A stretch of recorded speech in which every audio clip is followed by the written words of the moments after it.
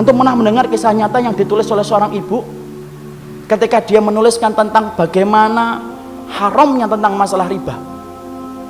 Dia cerita, kami dulunya adalah keluarga yang baik, mengisi kegiatan kami setiap waktunya dengan mencari ilmu. Sampai satu waktu suami saya kepentok bisnisnya dan berkata, "Dek, ini kelihatannya bisnis kita ini tidak akan pernah besar kalau kita tidak pinjem. Modal kita cekak, bisnis kita tidak akan besar ini kalau kayak gini." Akhirnya kemudian sang istri berkata, "Ya sudah mas, cari itu. Carilah suami pinjaman yang tidak bersentuhan dengan riba." Karena dia sudah ngerti ilmunya, sudah paham riba itu merupakan sesuatu yang sangat dibenci sampai dipermaklumkan perang oleh Allah dan Rasulnya. Dia cari, kepentok, bukannya sabar, malah kemudian berkata, "Ini kelihatannya kita nggak dapat pinjaman, harus minjem yang ribawi." Istrinya yang sama-sama sudah ngaji berkata kepada suaminya, "Ya sudah mas, pinjam aja kalau memang itu terpaksa." Nah kita ini gampang sekali ngomong doruroh. Nanti tutup dengan sholat, banyak sedekah. Riba mah tidak bisa ditutup dengan sholat dan tidak sedekah. Emang antum kira dengan kemudian riba setelah itu sedekah, kemudian sedekah antum diterima? Tidak diterima sedekah orang yang dari riba.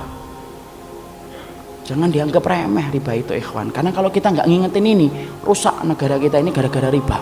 Karena Allah permaklumkan perang. Akhirnya singkat ceritanya kemudian akhirnya bersentuhan.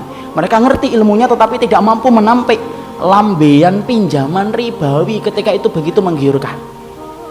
Apa yang terjadi? Allah memberikan istidraj. Usahanya berhasil, gede. Maka kemudian sang istri bercerita ketika usahanya semakin besar, maka kegiatan kami yang setiap harinya mengkaji, mendatangi majelis ilmu kemudian jarang kita datangi karena kesibukan kami untuk kemudian mengatur bisnis kami. Suami saya kemudian mulai jauh dari kajian ilmu. Suami saya kemudian mulai menjauh dari panggilan sholat dengan alasan sedang rapat ataupun sedang nganter barang. Puncak-puncaknya kemudian terjadilah satu dosa besar yang dilakukan oleh seorang suami di mana istrinya tidak lagi bisa memaafkan. Ingat ikhwan, seorang suami kalau sudah melakukan dosa besar, istri punya hak meminta pisah dari suaminya dan itu syar'i. Maka suaminya melakukan dosa besar, akhirnya apa? Tidak bisa dimaafkan. Akhirnya apa? Kapal rumah tangga itu karam, tenggelam.